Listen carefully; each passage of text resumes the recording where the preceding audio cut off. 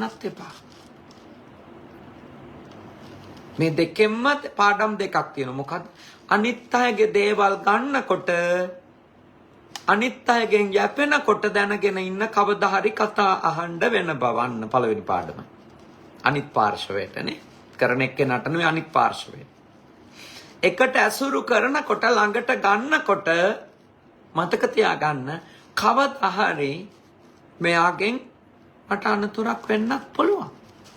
තමන්ගේ පැත්තෙන් තමන් පුළුවන් තරම් නිවැරදිව ඉන්න බලන්න.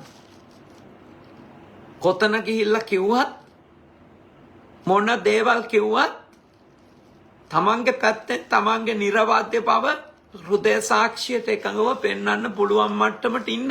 හරි අමාරුයි. ඒත් එතන පරිස්සම් වෙන්න. තුන්වෙනි කාරණේනේ. තුන්වෙනි